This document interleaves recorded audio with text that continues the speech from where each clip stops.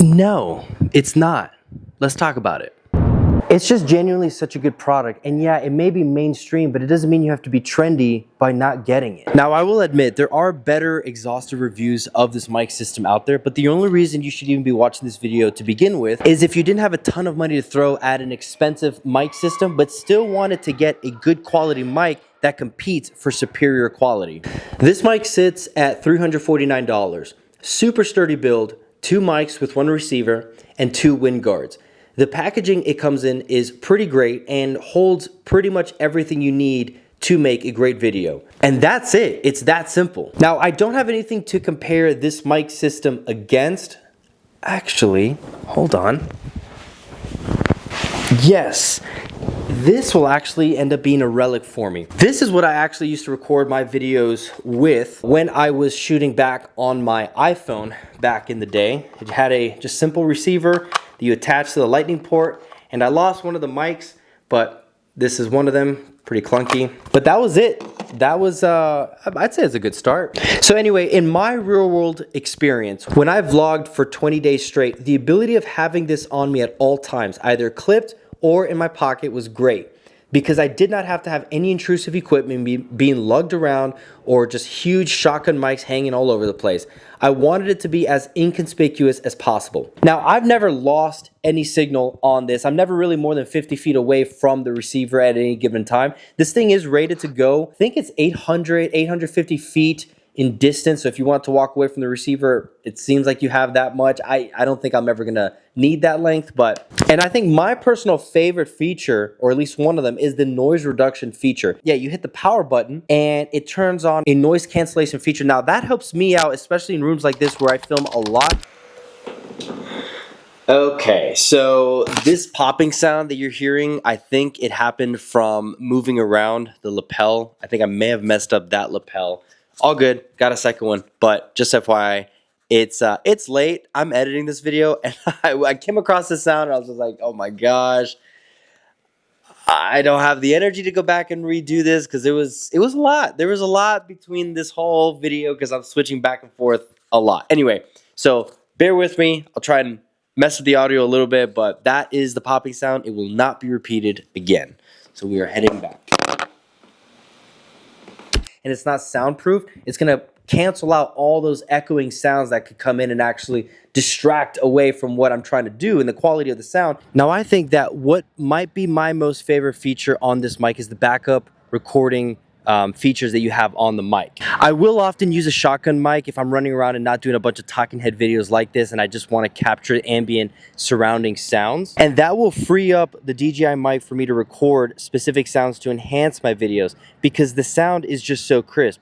For example, if I'm on a hike and making a video documenting it, I may use it to get sound of a running creek, or attach it to my shoe to get sound effects of me walking. The ability to be able to internally record this all this audio when I'm out and about and I've got the shotgun mic on, and not having to set up the receiver and still be able to get audio on the mic is just huge and beneficial for me in so many ways. All you have to do is press this orange button and you're good to go. And speaking of storage, this does hold up to 15 hours of recording memory, so you really will never run out. Now, it would not be a fair product review if I did not have some ugly things to say about this product, so here we go. These mics are absolutely ugly.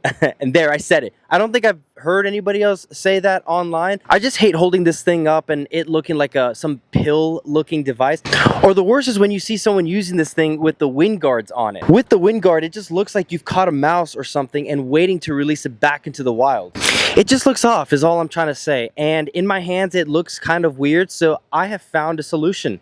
Lapel mics. And I know this isn't a novel idea. I'm certainly not the first one. I'm just saying, for me, this looks a heck of a lot better than those furry little things that look like mice in your hands. I bought these lapel mics off Amazon for $18.99. It came with a pair of 2. In my humble opinion, it does look way better and less inconspicuous. It does not change the quality of the audio, which is awesome. I just like how inconspicuous this looks in public rather than this. And also, the other thing too, these things can be super heavy. So if you're clipping them on you and you like wearing maybe some loose fitted clothing, which I typically do sometimes, you're not going to see it too much on here, but it sags a lot, like pretty dramatically, almost like it's trying to undress you. And so I don't really recommend clipping it on. I mean, there are times you have to, but oftentimes when I do clip it on, it's with thicker shirts like this, or if I'm wearing a backpack or something where I can just support it. That's my way to go. But other than that, I'm gonna pretty much be using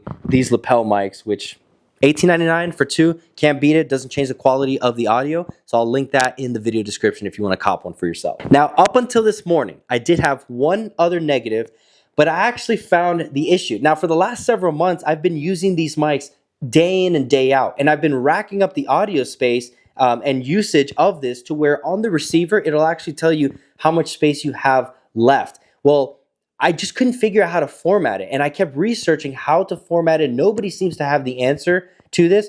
Well, I hope I'm not the first one, because I pity everybody who doesn't know how to do this.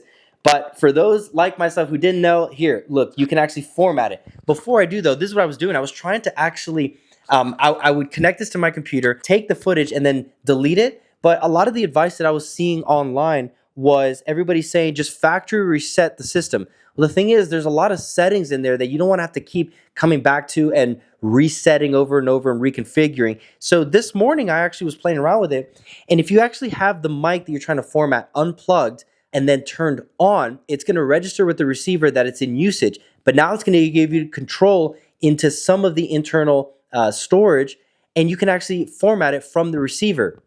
I don't know why I didn't think of that before, and I don't remember what I was even trying to do before, but there's the solution. So in conclusion, these are a must for me. These and whatever shotgun mic I decide to end up with, I'm still exploring that field. But with these two options, I feel good.